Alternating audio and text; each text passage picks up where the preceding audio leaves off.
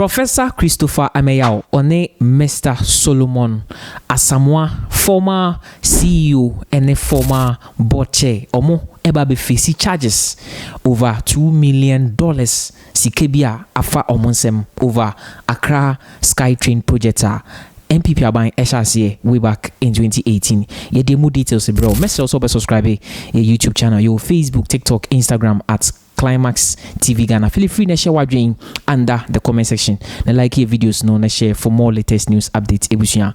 Way back in 2018, and Ghana buying a signing MOU with South Africa company bia Ebusia. You from AI Skytrain Consortium.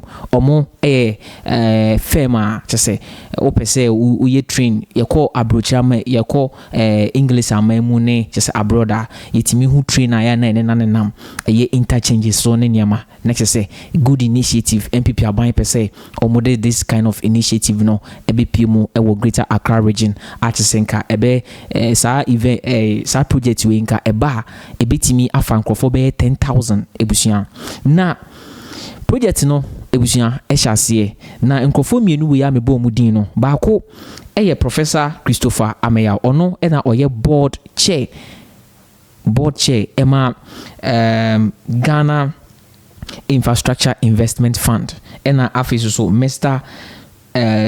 Solomon Asamoah ono so CEO ema this particular Ghana Infrastructure Investment Fund no. Na ebusia recently Attorney General ebusia sena mano esi ate praga pa or investigations no ebusia se wo ya appointee na unim se and Akuffo udi sikebia bomodin na hyase na fiscal ne bra efi se senia Dominic Ayene Dr. Dominic Ayene CSP no ebusia eseweni ensese kachire nyina enim de A+ ode be 2 Ghana for nim efa na ho afis so kwabena edubuahen ne ho sensem any a lot of exposés man yi agegine mi say obeji sika nkrofo edi ewo MPP aban mu no edi ama Ghana for no ebusia enya agrodie kra na papa yi ensem aba betudwa say ohwehwe nkrate mu no cross check ye no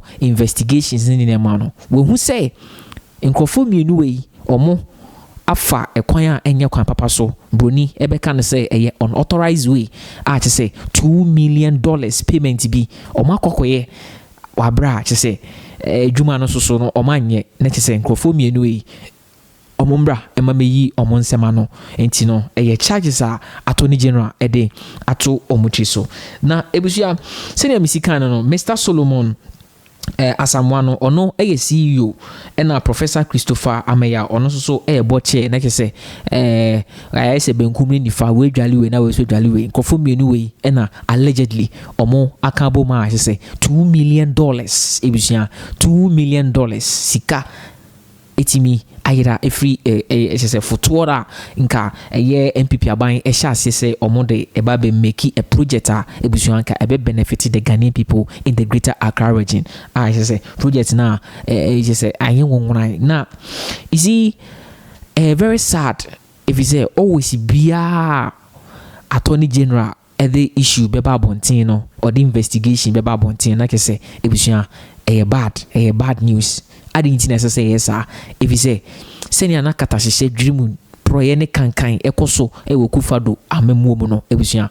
I quite remember say then opposition party MPP raised a lot of concerns. She say omo backlash say omo criticize the new patriotic party wakata she dream ne proye ne kankan ekoso but ebusia Ghana for if I say agree but in reality no afina yehu afina ye experience ebusia ena we wiska ochina we are see ena we are see hey inti eden pa na ye de be kai MPP aban ladies and gentlemen eden is he say ye betena say na ye kasa ho sometimes no we have passion of what we are doing and you know say we penimu na say ye didibre bi ma say diso yeah, ebusia have passion for what you are doing. When you say you are doing it for the people, but not for yourself, not for your bellies, ladies and gentlemen. Because always be expose any investigation a yɛde ba beto abɔnten bia no anye sikedia na kyɛ sɛ ɛyɛ eniema basaa ɔmɛyi ebe yie ni ebi mu sɛ ebe yie ebi mu so sɛ enye yie efisɛ sɛnia katahyehyɛ ne dwimudie ne eniema epiepie no ebusua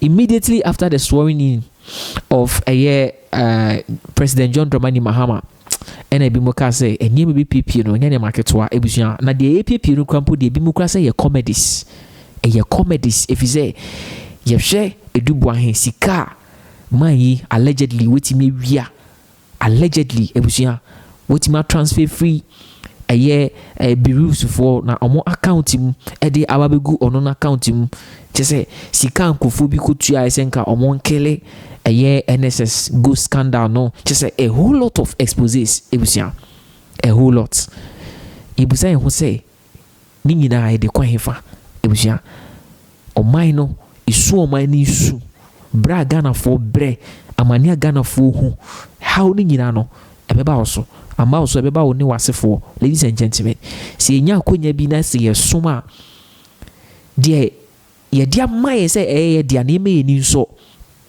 ye me ni nso ebusua ye me ni nso na sikewia no emoa ebusua emoa o emoa emumu sa no na se yale basa na achemu na mafemu wu serious ebusua oman sika ho oman sika o oman sika nya wodia oman sika enya wodia nti mesre opportunity bia wa wo hwe me bia obenya no se wo serve at the public space whatever hefa now find yourself.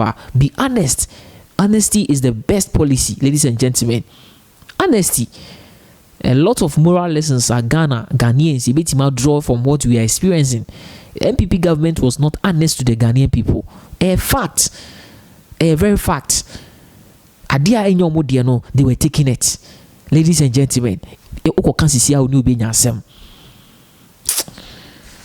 I say a Climax TV Ghana. Feel free to share what drink under the comment section and subscribe your channel no for more latest news updates. Ebusia and you know Professor Christopher or name Mr. Solomon Asamoah, yes, CEO of FNSA Ghana Infrastructure Investment Fund and so board a former board chairman Ebusia Omoka could face charges over $2 million Ebusia Sikano afa omonsem.